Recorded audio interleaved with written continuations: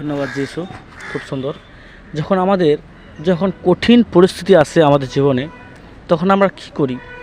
ঈশ্বরের প্রতি কেমনভাবে স্থির থাকি, ঈশ্বরের প্রতি কতটা বিশ্বাস রাখি, ঈশ্বর দেখেন আমাদেরকে। তো খুবই সুন্দর। তো আপনি কঠিন পরিস্থিতির মধ্যেও থেকেও আপনি ঈশ্বরকে আপনি মানে ভরসা রাখতে পারছেন, বিশ্বাস রাখতে পারছেন, ধৈর্য রাখতে পারছেন, ঈশ্বর এগুলো দেখেন।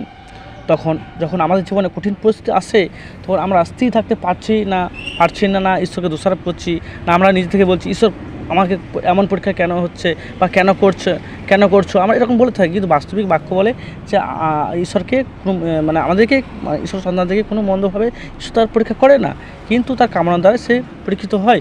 কিন্তু বাস্তবিক ঈশ্বর আমাদেরকে লক্ষ্য করেন যে আমরা কতটা তার প্রতি স্থির আছি, কতটা আমরা নিজেকে ঈশ্বরের কাছে সঁপে দিচ্ছি, ধন্যবাদ দিয়ে, তার প্রশংসা দিয়ে, তার গান গেয়ে, হ্যাঁ না, বিভিন্নভাবে আমরা কতটা ঈশ্বরকে সন্তুষ্ট করতে পারছি। সেই পরিস্থিতিতে আমি কেমনভাবে ঈশ্বরের সঙ্গে যুক্ত থাকতে পারছি, কতটা ঈশ্বরের সঙ্গে আমি মিলিত থাকতে পারছি, এটা ঈশ্বর সম্পূর্ণভাবে আপনাদেরকে এবং আমাদেরকে প্রত্যেকে ঈশ্বর দেখেন। কারণ তার বাক্য বলে 1 পিতর 3:12 কি বলো কি, প্রভুর দৃষ্টি ধার্মিকতার প্রতি প্রভুর দৃষ্টি আছে এবং তাহাদের বিনতির প্রতি করুণা আছে।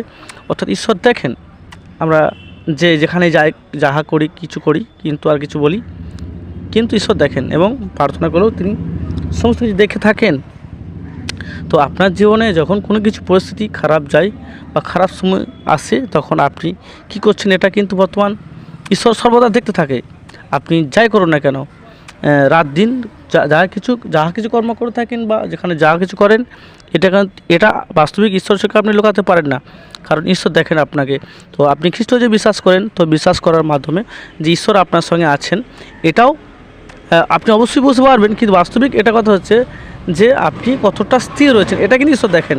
যখন আপনার জীবনে কঠিন পরিস্থিতি, কঠিন সমস্যা, কঠিন কিছু ঘটছে এবং হচ্ছে, তখন আপনি কেমনভাবে ওই জায়গাটা আপনি নিজেকে রাখছেন বা কেমনভাবে নিজেকে ধৈর্য রাখছেন, এটা ঈশ্বর কিন্তু আপনাকে দেখেন।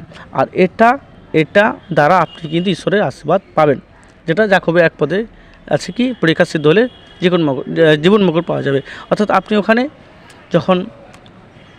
ওখানে ঈশ্বর তো আমাদের স্বর্গের জীবন মুক্তি দেবেন, কিন্তু বাস্তবিক এখানে জগতে বেঁচে থাকার জন্য আপনি যে সমস্ত মধ্যে দিকে যাচ্ছেন, এই সমস্যা দিয়েও ঈশ্বরের মহিমা হয়। আপনি যে ঈশ্বরের মহিমা দেখতে পাবেন ওখান থেকে, যে কোনো পরিস্থিতির মধ্যে আপনি যাচ্ছেন, কঠিন পরিস্থিতি, খারাপ যা কিছু আপনার মধ্যে ইত্যাদি যেগুলো হয় আর কি মানুষের জীবনে, সেগুলো হচ্ছে, কিন্তু আপনি স্থির রয়েছেন প্রার্থনার দিক থেকে, বাইবেল পাঠ করার দিক থেকে, ঈশ্বরের প্রতি বিশ্বাস রাখা, একদম এগুলো যেটা আপনি ঠিকঠাক করছেন, কিন্তু ঈশ্বর আপনাকে অবশ্যই বিজয় দেবেন। অবশ্যই আপনি সেখান থেকে বেরিয়ে আসতে পারবেন। আপনার সমস্ত চ্যালেঞ্জগুলো ঈশ্বর সেখান থেকে, আপনার চ্যালেঞ্জের মুখ থেকে আপনাকে ফিরিয়ে আনবেন। আপনি যেগুলোর থেকে আপনি বেরিয়ে আসতে পারছেন না বা কঠিনভাবে আপনি রয়েছেন, কিন্তু ঈশ্বর আপনাকে কঠিন পরিস্থিতি থেকে আপনি ওঠাবেন। এটা ঈশ্বর 100% তিনি করবেন, কারণ তিনি জিহোবা জিরি, যুগান্তত ঈশ্বর। তিনি মানুষের জীবনে সব কিছু জুগিয়ে থাকেন। তো সত্যি বাস্তবিক আরেকটা কথা হচ্ছে যে মানুষের জীবনে যখন কোনো পরিস্থিতি আলাদা দেখা দেয়, সমস্যা আসে, কষ্ট আসে, অর্থনৈতিক হতে পারে, শারীরিক হতে পারে, বিভিন্ন কর্মদিক থেকে হতে পারে, যা কিছু সমস্যা দেখা দেয়, সত্যি বাস্তবিক জানবেন এটা ঈশ্বর আপনার জন্য মঙ্গলের জন্য করেছেন, মঙ্গলের জন্য।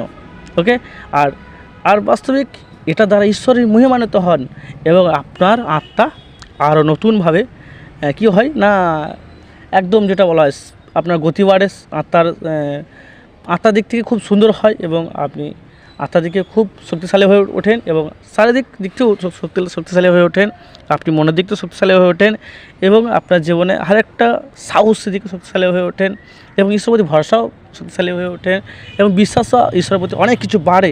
যখন এই সমস্যাগুলো আপনার জীবনে ঘটে, যে আপনি যে সমস্যার সম্মুখীন হয়ে আপনি ঈশ্বরের প্রতি বিশ্বস্ত রয়েছেন এবং নিজেকে স্থির রেখেছেন, এইগুলো কারণে আপনি কিন্তু নিজেকে একদম খুবই স্ট্রং হতে পারবেন।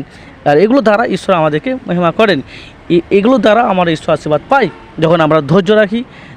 যখন হয় তখন আপনি অবশ্যই ধৈর্য রাখবেন, অনবদ্য প্রার্থনা করুন, বাক্য পাঠ করুন, বাস ঈশ্বর আপনাকে অনেক আশীর্বাদ করবে, যা আপনি বুঝতে পারবেন ঈশ্বর আমার মধ্যে আছে। খুব সুন্দর। ঈশ্বর প্রত্যেকে আশীর্বাদ করুন। জয় যিশু।